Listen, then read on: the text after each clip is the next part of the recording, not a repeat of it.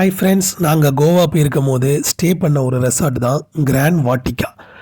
ஃபஸ்ட்டே நான் சொல்லிடுறேன், இது பெய்டு ப்ரொமோஷன்லாம் இல்லை. நாங்கள் எங்களோட எக்ஸ்பீரியன்ஸை சொல்கிறோம், அவ்வளோதான். ஸோ கிராண்ட் வாட்டிகா எங்கே இருக்குன்னா நார்த் கோவாவில் இருக்குது. ஒரு பொதுவாக பார்த்தீங்கன்னா மற்ற ரெசார்ட்டோட இது அவுட்டராக தான் இருக்குது. இது ஒரு மைனஸாக சொல்லலாம். ப்ளஸ் பாயிண்ட் என்னென்னா வாக்கபிள் டிஸ்டன்ஸில் பீச் இருக்குது, ஆரோம்பால் பீச். ஸோ அது ஒரு சூப்பர் பீச். அதை பற்றி நாங்கள் தனியாக வீடியோ போட்டிருக்கோம், அதை பாருங்கள். ஸோ அங்கேருந்து ஒரு 1 கிலோமீட்டர் தான் இந்த ரெசார்ட்டு. பட் அவுட்டர் பக்கத்தில் பெரிய கடைகள், பெரிய ஷாப்பிங் பண்ணுறதுக்கு இடம்லாம் இல்லை. கொஞ்சம் தூரம் நடந்து போனால் மற்ற எல்லாமே கிடைக்கும். ஹோட்டல்ஸு எல்லாமே இருக்குது. பைக் ரெண்ட்டுக்கு எடுக்கலாம், கார் ரெண்ட்டுக்கு எடுக்கலாம், அதெல்லாமே அவைலபிள் இருக்குது.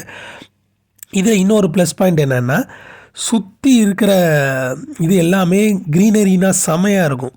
எல்லா செடி கொடி மரங்களோட அப்படி பச்சை பசேல்னு சூப்பராக இருந்துச்சு. அது வந்து ஒரு அந்த ரெசார்ட்டோட ப்ளஸ் பாயிண்ட்டு. இன்னொன்று, அந்த காட்டேஜஸ் எல்லாம் உடன் காட்டேஜஸ். ஸோ கூலிங் எல்லாமே நல்லா இருந்துச்சு. வாஷ்ரூம் எல்லாம் ரொம்ப நீட்டாக இருந்துச்சு. ரெண்ட்டு பார்த்திங்கன்னா நாங்கள் ஒரு வவுச்சர் கார்டு வச்சு போனோம். பட் யூஸ்வலாக 2000 2500 வரைக்கும் வாங்குகிறாங்க. ஸோ அவங்கக்கிட்ட நீங்கள் ஃபோனில் நீங்கள் அதை கேட்டுக்கோங்க. ஸ்விம்மிங் பூலு, ஜிம்மு எல்லாம் இருக்குது. எல்லாமே பார்த்திங்கன்னா டைமிங் வச்சுருக்கிறான். காலையில் தானே நமக்கு தேவைப்படும். இவன் பார்த்திங்கன்னா 9 மணிக்கு மேலே தான் ஸ்விம்மிங் பூல் ஓப்பன் ஆகும்னு சொல்கிறான். ஈவினிங்கோ நைட்டோ கிடையாது. ஆனால் அந்த இடத்துல அந்த ஸ்விம்மிங் பூல் பார்க்கறதுக்கு அவ்வளோ சூப்பராக இருக்கும். பட் யூஸ் பண்ணுறது அந்த டைமிங்கில் தான் யூஸ் பண்ண முடியும். ஜிம்மு ஒரு பேருக்குன்னு வச்சுருக்கிறாங்க, பெருசாக அதில் எல்லா எக்யூப்மெண்ட்டும் ஒழுங்காக ஒர்க் ஆகலை. இதெல்லாம் மைனஸு. ரொம்ப பெரிய ப்ளஸ் பாயிண்ட் வந்து சாப்பாடு. நம்ம சவுத் இந்தியாவிலேருந்து நீங்கள் போகிறீங்கன்னா நீங்கள் ஃபுட்டு வந்து மிஸ் பண்ணவே மாட்டீங்க. நம்மளோட இட்லி தோசை அந்த டேஸ்ட்டுக்கு அப்படியே வச்சுருக்குறாங்க. வெஜ்ஜு நான்வெஜ் ரெண்டுமே வச்சுருக்காங்க. சாப்பாடு தரமாக இருந்துச்சு. எனக்கு பிடிச்சதே அதான். நாங்கள் குழந்தைங்களை கூப்பிட்டு போயிருந்தோம்.